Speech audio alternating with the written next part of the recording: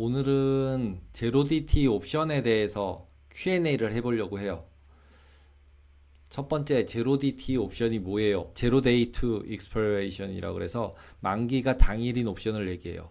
만기가 당일이라는 얘기에서의 만기란 얘기는 뭐냐면 만기가 뭔지를 또 알아야 되잖아요. 완전 초보라면. 그래서 만기란 결국은 만기란 권리가 없어지는 날이라고 뒤에서 다시 또 설명하려고 해요. 권리가 그럼 또 뭐냐를 알아야 되기 때문에 일단 만기가 당일인 옵션 이렇게만 생각하시고 넘어가시고, 오늘 안에 가치가 사라지는 옵션, 하루 동안의 가격 변동을 예상하는 거래. 그러니까 오늘 하루 동안에 얼마나 기초자산이 얼마나 오를지 내릴지 또는 어떤 조건이 되는 거를 예상하는 거래예요. 그래서 그냥 오늘 뭔가 의사결정을 해서 오늘 결과가 나오는 옵션이다. 제로 DT이다. 그래서 만기가 하루도 안 남은 옵션이다. 이렇게만 아시면 될 것 같아요. 옵션은 뭐예요? 라고 얘기할 수 있잖아요. 그럼 옵션은 뭐냐면 특정 자산을 정해진 가격에 사고 팔 수 있는 권리. 그래서 그 권리의 가격을 예상해서 사고 파는 거예요. 이 말도 벌써 어렵죠. 그래서 코스피 200 또는 S&P 500이면은 S&P 500의 지수가 상승하느냐 하락하느냐의 맛을 결정해서 살 수 있는 권리, 팔 수 있는 권리를 사고 파는 거예요. 그래서 살 권리를 판 사람은 나중에 그 사람이 사겠다 그러면은 정해진 가격에 그걸 팔아야 되는 거고, 팔 수 있는 권리를 산 사람은 나중에 그 가격에 팔 수 있는 권리를 갖는 거예요. 그러면 반대 사람은 사줘야 되는 거고.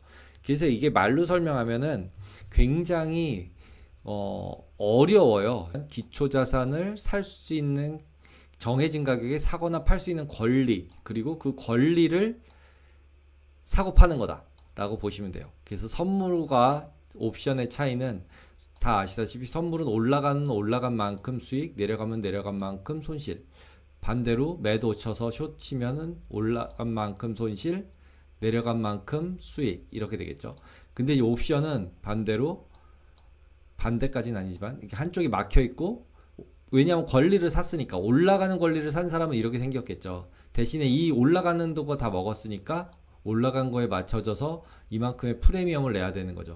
대신에 또 하락하는 거, 팔 권리를 산 사람은 이렇게 생기겠죠. 내가 이 팔 수 있는 얼마에 팔기로 한 이 가격을 샀으니까, 산 사람은 이 가격 밑으로 가면 수익이 나는 건데, 대신에 이 옵션의 가격이 요만큼이 가격이 생기고 이 가격을 프리미엄이라고 불러요. 근데 이 약속이 언제 있는 거다? 하루. 그래서 옵션이란 거는 보통 이제 일반 옵션이랑 다른 점은 하나도 없어요. 만기가 원래는 며칠, 몇 주, 몇 달이 남아 있어야 되는데 그냥 오늘 하루 남았다.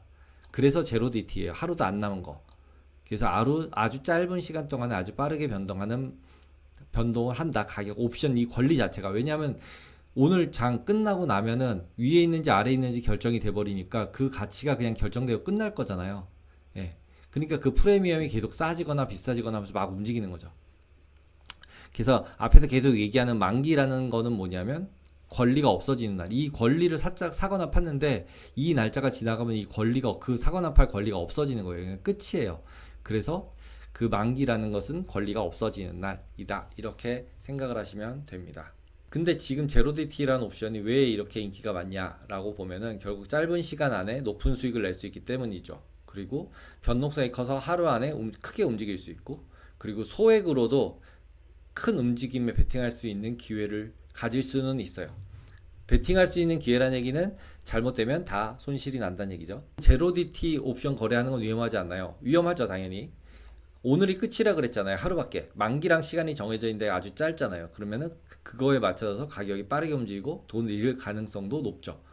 벌 가능성도 높지만 깨질 가능성도 높은 거죠.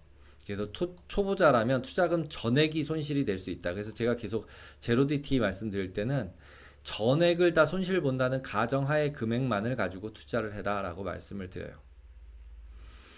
그러면 제로디티 옵션은 어떤 사람에게 적합한 상품이냐 라고 보면은 결국 시장의 움직임에 대해서 빠른 판단과 경험이 있는 전문 트레이더에게 적합해요. 원래는. 그래서 초보자는 해서 수익 날 가능성이 생각보다 없어요. 여러 가지 가격의 변동에 나한테 나쁘게만 작용을 하니까. 그리고 우리나라에서는 실제로는 매수만 할 수 있기 때문에 더 그렇습니다. 그래서 초보자들은 학습을 통해서 먼저 옵션의 기본에 대해서 이해를 하고 접근할 필요가 있어요. 그리고 이제 다 이 옵션들에 대해서 다음 기회에 계속 지속적으로 얘기해야 할 계획입니다. 그럼 보통 이런 옵션들 가지고 거래할 때 어떤 전략이 있냐? 그럼 방향성 매매예요. 스캘핑. 올라갔다 내려갔다 막 하고 있는데 그 가격에 따라서 매매하는 거죠. 그리고 해지 전략은 이미 가지고 있는 리스크, 내가 주식을 가지고 있으면 풋옵션이라는 걸 사서 이렇게 내려가면 수익 나는 걸 사서 해지를 하는 거고, 올라가는 이런 거에 쓰는 포지션을 가진 거를 이제 풋옵션에서 해지 전략이라고 얘기해요. 풋옵션을 보통 사는 거죠.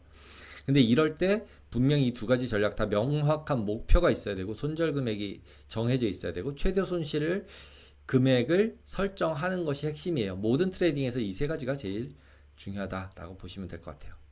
그리고 옵션, 제로디티 옵션을 배우려면 뭐부터 시작해야 되나요? 라고 생각을 해보면 기초 지수에 대한 공부를 하고 전망이 필요해요. 일단 오를지 내려갈지는 맞춰야 될 거 아니에요. 그 다음에 옵션의 기본 개념을 알면 좋아요. 그리고 모의 트레이딩 계정에서 모의로 거래를 해보세요. 작은 금액으로 경험을 해보시는 것이 제일 좋습니다. 그 다음에 이제 9번째, 실전에서는 어떻게 거래해야 되나요? 보통은 SPXW라고 S&P를 기초 자산으로 하는, S&P가 올라냐 내려가느냐에 따라서 실제로 수익이 나느냐 아니면 손실이 나느냐가 결정되는 유동성이 제일 높은 시장이 있어요. 그래서 그냥 하루 종가의 시장이 어떻게 될지 예측해보고, 그래서 개장 시초가, 개장하자마자의 초기 움직임을 보고 언제쯤 진입해야 되겠다라고 생각한 다음에 그 가격이 되면은 진입하는 거죠. 그리고 보통은 만기까지 보는 경우도 많죠. 그냥 오늘 끝날 때까지, 또는 수익 났을 때 걷어도 되고요. 그래서 보통은 실시간 차트 데이터 보면서 빠르게 대응하거나 종가에 베팅을 한다라고 보시면 될 것 같아요. 특히 우리나라에서는 옵션을 매도를 못하기 때문에 다양한 전략을 취하기는 굉장히 어렵습니다. 그리고 10번째로 제로데이티 옵션 거래에서 가장 흔한 실수가 뭔가요? 충분히 공부하지 않고 거래를 시작하는 것, 그 다음에 큰 금액으로 한 번에 투자하는 것, 감정적으로 거래하는 것, 재미로 매매하는 것, 이런 것들은 실질적으로는 다 손실이 날 가능성이 굉장히 많이 있습니다. 지금 이쪽하고 이쪽하고 두 개가 다 옵션이에요. 이거는 W1 프라이데이 SPXW 옵션 이렇게 써있죠. 그리고 여기에는 뭐라고 써있냐면 W1 프라이데이 E-mini S&P 500 옵션 이렇게 써있어요. 얘랑 이거 지금 실시간이에요. 얘랑의 차이가 뭘까요? 얘는 CBOE에서 거래되는 상품이에요. 그리고 이거는 여기 보면 현금 결제라고 돼 있죠. 현금 결제라는 얘기는 뭐냐면 지수로 결제가 되는 거예요. SQ로 결제가 될 텐데 제가 그것도 다시 설명을 나중에 다음 시간에 드릴 거예요. 일단은 종가에 된다고 생각을 하고, 끝날 때 시간에 맞춰진 지수에 맞춰져서 행사 가격이랑 비교해서 콜옵션은 차이 난 만큼 수익, 낮으면 손실, 이렇게 해서 그냥 거래를 한다, 이렇게 보시면 될 것 같아요. 그리고 풋옵션은 파는 권리, 그 다음에 콜옵션은 사는 권리였죠. 근데 지금 여기서는 보시면은 현금 결제의 현재 지수가 얘의 기초 자산이에요. 얘는 지수 S&P 500. 근데 여기에 있는 이 미니 프라이데이 이 옵션의 기초 자산은 뭐냐면 상품 코드가 여기 있죠. 상품 코드가 ESG 24년도 12월물 만기 선물이에요. 그리고 여긴 결제 방식이 뭐라고 써있냐면 실물 인수도라고 써있죠. 그리고 유럽은 유로피안이란 얘기예요. 만기에만 이제 행사를 한다는 얘기죠. 그리고 여기 만기일까지 며칠 남았어요? 하루. 오늘이 만기래요. 12월 6일. 여기도 12월 6일. 그쵸? 그래서 실제로 이거 두 개 가격이 근데 같아야 될 것 같을까요? 틀리게 될 것 같은가요? 틀려요.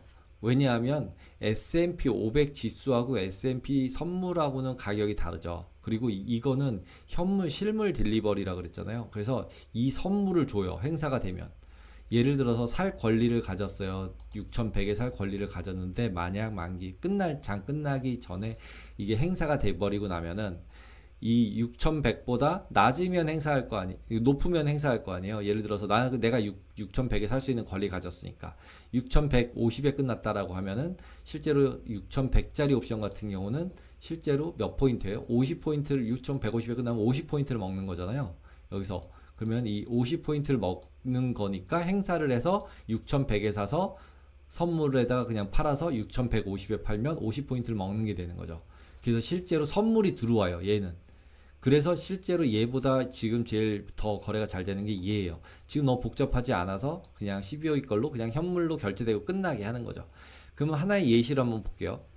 지금 현재가 선물 가격이 또 올라가고 있어요. 0.16%, 6098이잖아요. 근데 분명히 지수는 찾아보면은 이거보다 낮을 거예요. S&P 선물만 여기 있고 이 선물의 기초자산 얘보다 낮을 거예요. 그래서 실제로 6098보다는 조금 낮을 텐데, 그래서 그 낮은 차이가 있기 때문에 얘는 선물 가격에 연동이 되고 얘는 지수에 연동되기 때문에 완전히 두 개가 매치되지 않아요. 오늘 종가에 끝난다 하더라도 얘는 종가 지수랑 빼기 해서 결제될 거고 얘는 선물로 딜리버리가 될 거고. 그래서 보시면 6100 같은 경우 보시면은 가격이 얼마예요? 4.8, 4.6이죠. 6100이. 근데 6100이 여기서 얼마인가 하면 9.15, 8.95예요. 그러니까 선물 가격이 더 높다 그랬잖아요. 네. 그래서 선물 가격이 높은 것도 반영하고 실제로 이 부분 두 가지가 기초자산이 선물인 걸 반영한 가격이다라고 보시면 돼요. 그럼 얘 같은 경우는 지금 실제로 6100보다 6100 4.8 이상으로 끝나면은 수익이 나는 옵션인 거죠. 왜? 이 포인트가 그냥 가격이에요. 예. 그래서 그 가격으로 계산이 되는 거고요. 그 다음에 실제로 이 옵션 같은 경우 보시면은 이렇게 두 개 효과밖에 안 보여요. 그죠? 4.6, 4.8. 예, 6100짜리면은. 예. 그러면은 지금 같은 경우는 4.7, 4.75인데 4.75에 샀는데 제가 아까 그랬잖아요. 지수가 행사 가격보다 얘가 행사 가격이 얼마인가 하면 6100이었어요. 6100에 살 수 있는 권리. 6100에 살 수 있는 권리를 실제로 지금 4.6포인트를 주면 살 수 있는 거예요. 그러니까 6,000 뭐 한 150에 끝나면 6,150에 끝나면 거의 4 집어넣은 다음에 50 된 거거든요. 예. 그러니까 엄청 레버리지도 크고 수익이 나겠다고 생각하면 엄청나게 수익이 날 수 있는 거죠. 그래서 그만큼씩 막 움직이게 되는 거죠. 지금 그 얘기는 이 6,100 이 정도 가격이라면 지금 6,100보다 낮게 있는 거죠. 지금 한 6,000 뭐 한 지금 얼마일까요? 지금 지수가 6,097이니까 6,070? 지금 S&P 지수는 6,075예요. 6,075인데 지금 선물은 6,096이에요. 그러니까 75, 6,075니까 6,075 이거가 지금 제일 앳더머니거든요. 그러니까 6,075인데 17포인트 이상 올라가면 되는 거죠. 얘 입장에서 보면. 그러면은 그 올라간 것만큼 수익이 나는 거예요. 저 17포인트를 주고 샀으니까. 근데 얘 같은 경우는 이 17포인트라는 게 얼마야? 라고 보면은 이렇게 해서 보시면 여기 보면 곱하기 계약당 금액 100이라고 써 있잖아요. 그 얘기는 뭐냐면 이 100포인트 곱하기 여기 뭐 6이면은 600불인 거예요. 이거 하나 사는데 이거 같은 경우 600불 내고 사는 거예요. 600불 내고 요거 하나 샀다가 실제로 6095보다 올라가면은 6100을 샀다고 쳐볼게요. 계산하기 편하게. 6100을 4.0을 주고 샀어요. 근데 하나가 100불이라 그랬잖아요. 살려면은 이쪽 거 팔자에다 사야 되니까 420불에 샀겠죠. 420불 주고 샀는데 만약에 150이 되면은 6150이 됐다라고 가정하면 50포인트잖아요. 그러면 이게 이제 50포인트가 되는 거예요. 그럼 10배가 되는 거죠. 그냥 10배 넘는 12배, 13배 정도가 되는 거예요. 12배가 넘는. 그래서 이런 식으로 실제로 옵션 같은 경우는 올라간 포인트만큼 수익이 나니까 굉장히 쉽게 돈을 벌 수 있을 것 같아 보여요. 하지만 제가 아까 말씀드렸듯이 지금 75라 그랬잖아요. 예. 6075인데 6075 같은 경우 가만히 여기서 끝났다고 생각해봐요. 그럼 어떻게 돼요? 17포인트만큼 그냥 손실이죠. 예. 17포인트만큼 그냥 손실이에요. 지금 사면 주가가 빠진다. 6075보다 밑에서 끝난다. 그러면은 그냥 빵이 되는 거예요. 대신에 6075보다 위에로 끝난 것 빼기 저 지수 한 것만큼 수익을 받는 거죠. 그래서 이거가 그냥 오늘 종가로 결정이 되다 보니까 사람들이 이제 더 쉽게 생각을 하는 거죠. 그냥 오늘 종가가 얼마나 될까 계산해 봤을 때 요거 두 개의 더한 값보다 오르면 또는 이거 두 개 더한 값보다 아래면 실제로 수익이 나는 거니까. 6075인데 지금 보시면은 여기랑 여기 두 개가 지금 걸려져 있잖아요. 두 개 하면 얼마예요? 콜하고 풋하고를 실제로 팔고 샀을 때만큼이 결과론적으로는 이제 바뀐 거거든요. 그래서 지금 제가 보고 있는 S&P 지수는 6075라고 지금 딜레이 된 것 같이 보이는데 지금 실제 이건 리얼타임이니까 지금 지수가 얼마쯤 돼 있어야 되나 하면 6075를 매수하고 6075 풋을 매도하면 12.1포인트잖아요. 12.1포인트만큼을 6075에서 빼주면은 지금 현재 가격이다 라고 보시면 될 것 같아요. 왜냐하면 이걸 사고 이걸 팔면 실제로 지금 지수가 되는 거니까 이걸 사고 이걸 팔면 지금 뭐 17.3, 17. 얼마 5.3 이렇게 빼면은 이제 그거 뺀 것만큼을 여기 행사 가격에다가 더해주면은 실제 현재 가격이 되는 거죠. 이런 식으로 만드는 게 풋콜 패리티라는 거예요. 그래서 지금 제가 너무 또 이제 앞서서 이것저것 너무 많이 얘기를 했는데 이런 식으로 지금 옵션만 가격으로만 보면은 이거 가격에다가 이걸 더한 것만큼 보다 더 올라가면 수익이다. 끝이에요. 더 이상. 근데 이것만큼 올라갈까 안 올라갈까? 이게 비싸다 싸다? 이거는 이제 변동성이라는 거 계산해 봐야 되는데 하루짜리 같은 경우는 변동성이 별로 중요하지 않아요. 왜냐하면 네, 밑에 여기 나오네요. 6097이에요. 그죠? 6097이니까 6097이니까 아까 여기 6097.6이죠. 여기 90이라고 치면 8.6. 여기랑 여기 지금 이제 S&P로 갔을 때로 보시면은 6097.5이기 때문에 이게 딱 97.7이니까 거의 차이가 없어요. 이론가랑. 얘는 푸시니까 두 개 빼야 되는 거죠. 6097.5에서 실제로 얘 같은 경우는 오히려 약간 아래가 있죠. 예. 이만큼을 줘야지 이 가격에 팔려면 이걸 돈을 내고 사야 되니까. 예.